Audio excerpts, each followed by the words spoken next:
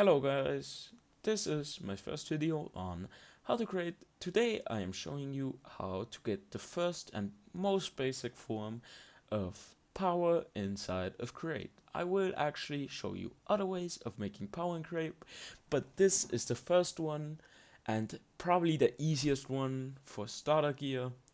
But I will also show you other things like Steam engines, and yeah, but let's go right into it. First of all, I'm going to show you how to craft these. You only need 2 andesite and 2 iron ingots to make andesite alloy. But you need to repeat this process 2 times, and then you have 2 andesite alloy. You need to stack these vertically in a crafting bench to get 8 shafts actually. If you take a shaft and any plank in the game, it can really be any plank in the game, you will get a small water wheel. If you put the small water wheel in the middle and put 8 oak planks around it, you can get a large water wheel. But before you actually craft this, I just need to let you know you can actually use this. It isn't that bad, it's just for decoration. This one fits better in your house if you have a small house in Minecraft. But if you really want the maximum power output right now in the early game, you will actually have to take this large water wheel. And yeah, that's all of it to crafting it. Now I am going to show you how to actually use them. Here we have the small water wheel that you may have crafted, or also the big water wheel. I am going to show you 2 explanations to both of these and why the other one may be better for you and the other one may be worse for you, or the other way around.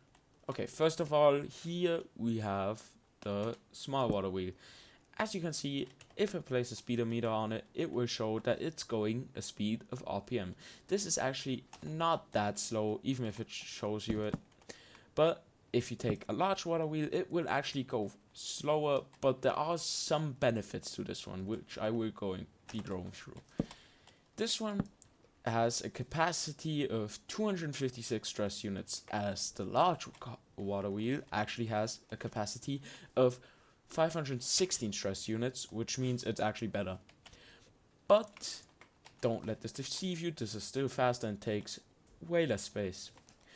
If you take any form of stress units, you can take crushing. I'm taking crushing wheels since it's the easiest to explain. This takes 64 stress units. It also works with any other one like deployers and yeah, anything that gives you a kinetic stress impact. Now I'm using crushing wheels. These take 64 stress units, and as you can see, this bar is almost at yellow, and it is taking 25% of actual power out of this water wheel. If I place 4 of these, you can see it will still work, but it is at a high of 100%, which means if you place anything more on this, it will actually be overstressed, as you can see here. This means that you don't have enough power, and that means this water wheel won't be enough. You can actually take any source of power, but right now we're doing water wheels. This just means that you don't have enough power. If we now place another water wheel, which we can easily do, you see, and you're probably gonna ask, why is it still the same here and why does it still not work?